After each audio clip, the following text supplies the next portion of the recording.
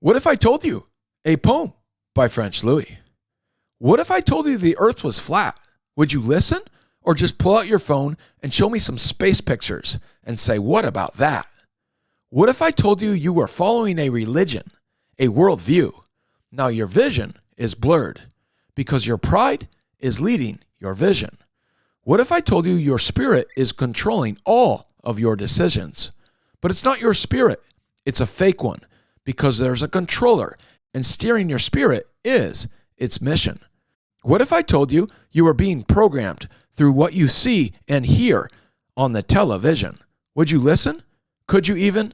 Your spirit is being controlled, so now you would probably see me as the opposition. I said the earth was flat. That is what I told you. And that changes everything. This worldview is so different. There is no universe, and the earth is in a different position. And it's all about controlling your spirit by steering the human condition. Some say they don't like religion, rituals, and rules, and yet they're so religious. So when I talk about the heavens, as soon as I say flat earth, you flare your ego and have a fit. You know nothing. Come on, admit it. But you've already made up your mind. So emotional. Now that's the spirit. Your cosmological model says the earth came from itself, and then your ego mirrors. So I guess I shouldn't be surprised when you prove my point.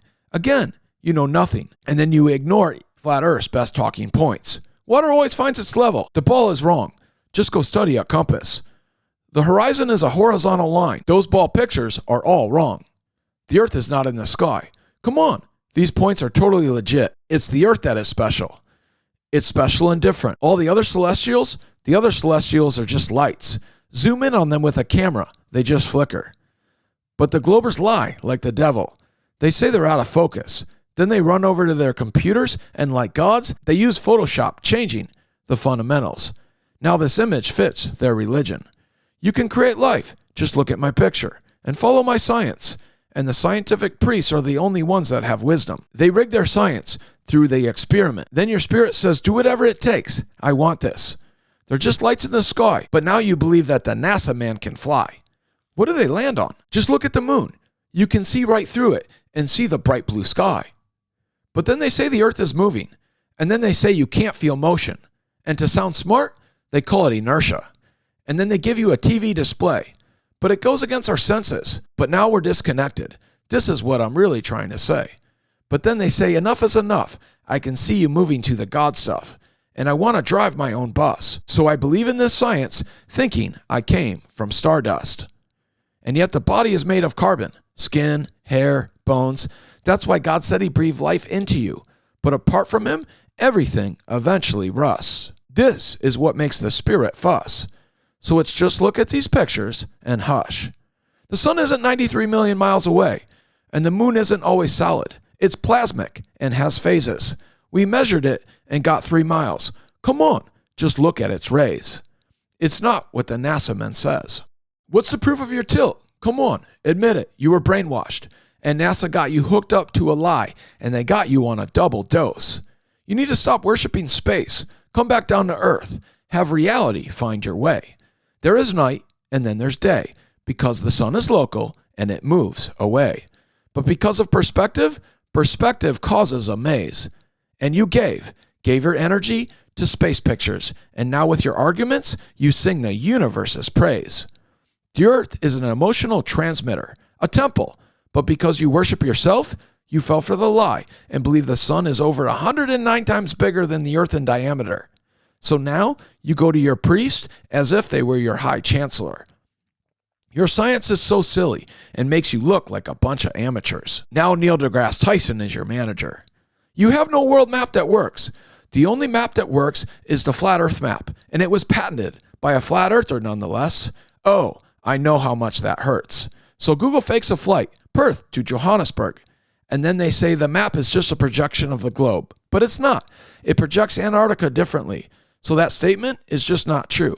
AE maps are the maps that make all other maps. Do you know who says that? The experts. The experts is who.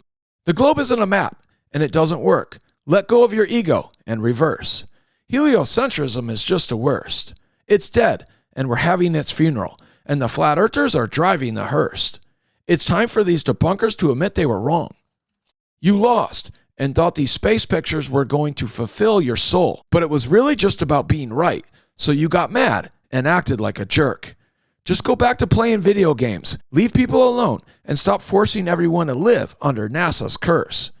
I know you need a heaven because you don't want to live in gods, but stop believing in black holes. They don't give birth to Earths. You know who admits this? Stephen Hawking, or whomever is writing for him. You fell for a weekend at Bernie's disguise. This gives the controllers endless smirks. But I shouldn't be surprised, because I know your spirit is controlled, and it's controlled by the all-seeing eye.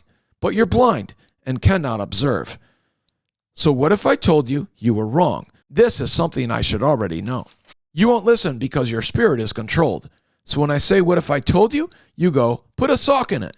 The earth is flat. It looks flat. It feels flat. It measures to be flat. This is no ball. And that's a fact. But you instinctively know what I mean by that. So you call flat earthers insane. But really, it's I don't want to live in your ideas frame. This is why your cosmology came. So if I told you, now you can place blame. Your spirit has heaven in its aim. And now beating me is your game. But you have to borrow our words, sea level, horizon, and even aeroplane. And then you don't even know why the seasons occur. And then you have the audacity to call us stupid. Arrogance is what I infer. And now logic and reason once were. So I'll tell you one more time with actions. Remember verbs? I'll take you there. Richard E. Byrd.